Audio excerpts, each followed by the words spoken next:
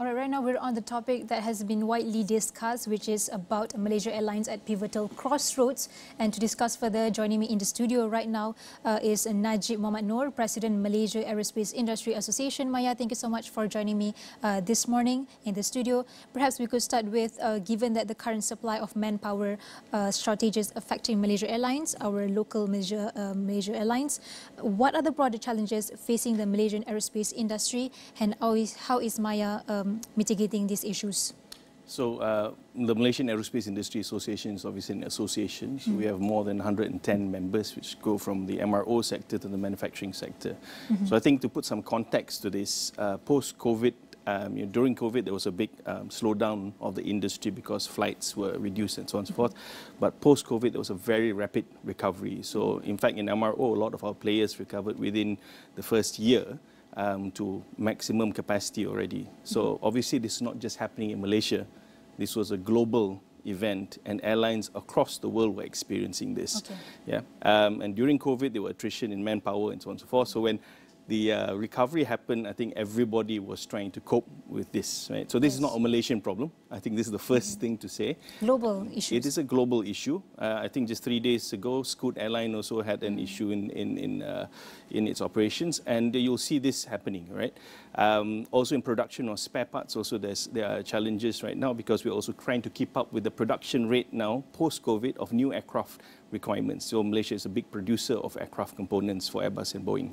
So I think what the association is doing is trying its best to work with its members to identify how big this problem is. And we work hand in hand with the government on this. But rest assured, it's not an easy problem to solve because it's a very skillful people that we're talking about. And our Prime Minister even mentioned earlier that he will do whatever it takes to actually help our local airlines, which is Malaysia Airlines included. So in your view, what specific measures should the government take to actually help to solve this issue and effectively support the national career and aerospace industry as a whole? So I think the key thing is to see this industry as a long-term industry, and this is very important because obviously we've had changes of government, changes of directions and opinions, but the Aerospace Industry Association has worked very closely, right, with all stakeholders, political and otherwise. Consistency in policy is very important, and the consistency in the application of the policy is also very important. So I think it's the first thing the government must help with. Now, the government has the National Aerospace Corporation, which is an agency under MITI looking specifically at aerospace, and supporting such constructs is very important. Now, specifically for the MRO sector today, I think we have to take a very strategic view on what are the major elements that need to be sort of kept under control, if you like. There have been influxes, obviously, of companies wanting to invest in Malaysia, and this is a good thing, I think, overall. But timing, obviously, is very important, right? And looking at the fine details. So I think as new investors come in or new opportunities arise globally, we need to look at the granular issues here. So what are the skill sets that are needed? Where is the attrition happening? Why is the attrition happening? And you'll find that actually salaries may differ, but in many cases, we are looking at reasonably competitive packages, right? Considering costs of living. And people don't move just for the sake of moving. Sometimes, they have certain things that they are accounting for their families and so on and so forth, right? So I think the Malaysian government has a very focused approach to the aerospace industry, but this is a problem of details. Okay. And I think that's where government as a whole, we have to look, and the country as a whole, we have to look at the details of the problem and solve these details one at a time. Yeah. You mentioned earlier about the skill sets. That's something that we have to look into as well. So how can we solve this issue, especially when we're lacking of aircraft engineers, especially local talents? Yes. So how can we solve this issue, knowing that the course to actually being an engineer, aircraft engineer, takes a long time, 3 to 4 years, and the cost to actually get the certificate is quite a big cost. So how can we solve this? So, okay, solve it is a big statement there, because you're talking about STEM.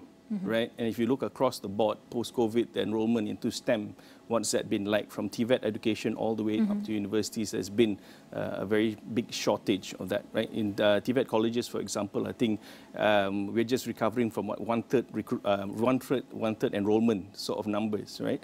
So there is a volume issue. There is also the issue of a lot of Malaysians are not aware of the aerospace industry, so they don't know that there is a career path there. So I think communicating to the younger population in Malaysia that going into these kind of jobs is a long-term commitment that will give opportunities for career advancement and knowledge creation, for them. And I think the important thing in the short term is to have a lot of effective measures to bridge gaps, right? And to do that, you have to look at it very specifically. Certainly, we cannot afford knee-jerk reactions, so I think there's some decisions that have also impacted people like Malaysia Airlines in terms of their certificates and so on and so forth. I think this needs to be looked at very, very carefully because they do impact the operations, and we must understand that Malaysia Airlines and MAG has been going through a lot of changes, over the past several years, and that kind of instability also has created a lot of things where they have to now cope with these changes in a very, very challenging time. So I think, it's all hands to the pump. I think that's the way to think about it. Yeah. I mean, it's a long way to go, but it's a good start anyway. But looking at the recent investigations that have been highlighted significant about the safety and also the maintenance issues at Malaysia Airlines, what role can actually Maya play in ensuring that industry standards are actually met and maintained across all Malaysian aerospace industry? So at Maya, we do cross-industry sort of initiatives. For the moment, for example, we're looking at sort of the salary structure across the industry. We've had this attrition problem in the manufacturing side of industry as well. The earlier people who set up in Malaysia had certain salary structures, and the ones that have been coming in, there's been a salary escalation, quite extensive salary escalation, as you can imagine. And you can imagine in the MRO sector, this is also happening. So one of the things that we're trying to work with the Ministry of International Investment, Trade and Industry is to look at benchmarking the overall salary structure and then working with the companies, because that's very important, right? There's a cost base that these companies are set up on base today, and something that they then, if they're going to adjust, need to materially account for. Now, having said that, I believe that there is a lot of room for increasing competitiveness of Malaysian companies. And I think that's where Maya champions this wholeheartedly. I think the industry for a very long time has been in a way very siloed. There have been lots of capabilities, but spread across, if you like. And in some cases, people view internally each other, as competition in a way that is less healthy than healthy, right? So as Maya, we try to create that platform of communication. I think it's very important. That's my shout out to the industry players, that they need to come together as on this platform of the Aerospace Association as a team, because we are only going to solve this problem as Malaysia and not as individuals. And this has been said that it has somewhat linked to political decisions, where Prime Minister Anwar mentioned that past political decisions have negatively impacted Malaysia Airlines. So how do you think political decisions have actually shaped the current state of the aerospace industry, and what steps can be taken to actually prevent such issues in the future? So I think vacillations in policy are very, very difficult for us to cope with, right? So the aerospace industry, like I said, it's a long-term industry. If you look at things like maintenance contracts or manufacturing contracts, manufacturing contracts today, for example, 10, 15-year contracts on single parts. No other industry has such long commitments to their supply chain, right? So when you change policies or you change interpretation of policies, then that does affect.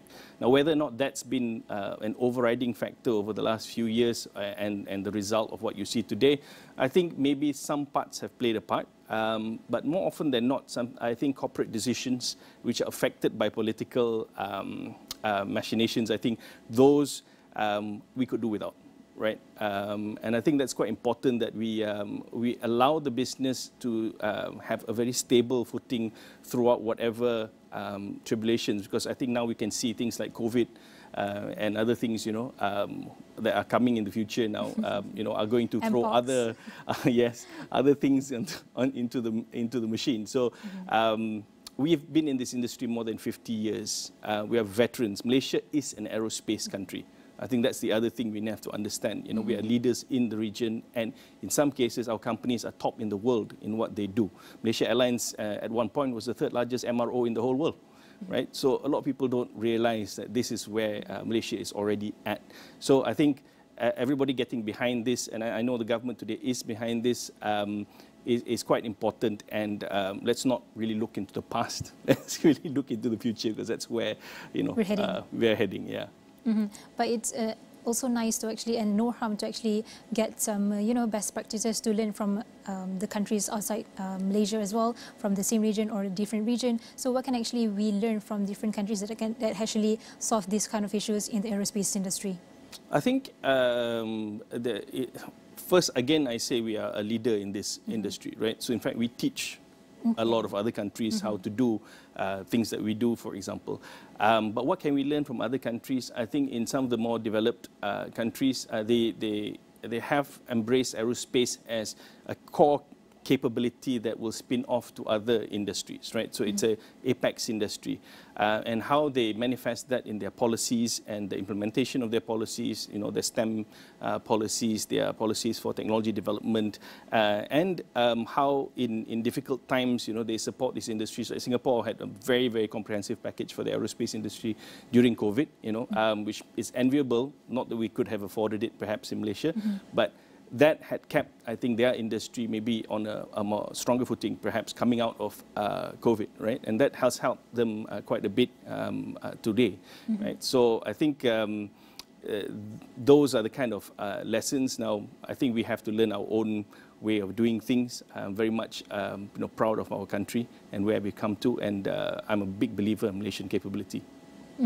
And that leads to my next question, where despite all these recent challenges across all news media, what are your expectations for the future Malaysia Airlines, not just Malaysia Airlines, but the whole aerospace industry as a whole, and what strategies should be implemented to get a long-term success and stability? So Malaysia Airlines is a flag carrier. Like it or not, it is known throughout the world as a representative of the Malaysian people.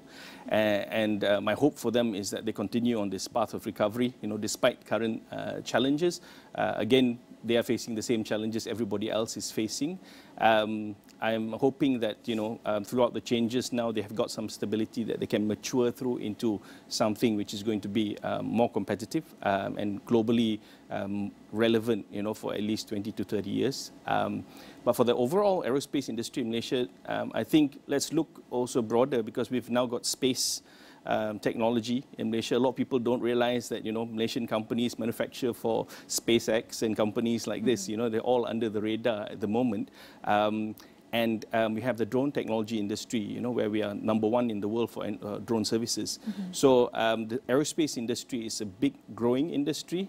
And I think if you look at all the billionaires in the world, they're all invested into the aerospace industry and using the aerospace industry to propel their businesses, right? So my hope for the aerospace industry is that it lives up to expectation, you know, and the youngsters, to be honest, you know, look at this and say, that's where I want to be, you know, the next 10 years, part of this industry.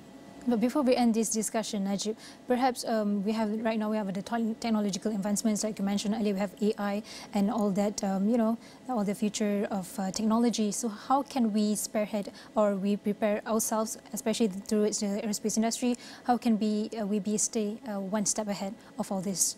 Right, so the precursor to AI is I, so intelligence, right?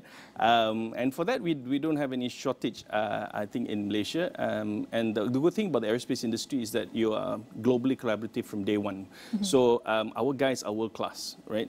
So I think from the I standpoint in aerospace, we're strong. And we can already see now, as AI starts coming in, our aerospace engineers, technicians, and so on and so forth are actually in a good position to leverage the capabilities of AI to increase productivity. And this is already happening on the ground. Airbus industry, for example, is heavily invested in this and heavily invested in research and development in Malaysia through the Aerospace Malaysia Innovation Centre. So I think in the next few years, I'm hoping AI gives us this boost, you know, where one man or one woman is now worth 10, 15 people, you know, in the past 10 years, you know, and we at a smaller population can be a lot more productive. And that was a discussion or insights from Najib Muhammad Noor, the President of Malaysia Aerospace Industry Association. Maya, thank you so much for your time and thank you so much for your input and insights. And of course, Malaysia Airlines is as important to make changes and also which could significantly affect its future decision and towards not just for Malaysia Airlines but the whole industry of aerospace. So thank you so much, and you can find this whole discussion on all of our social media platforms, and that includes AstroAwani.com. And we'll go for a short break. We'll be right back.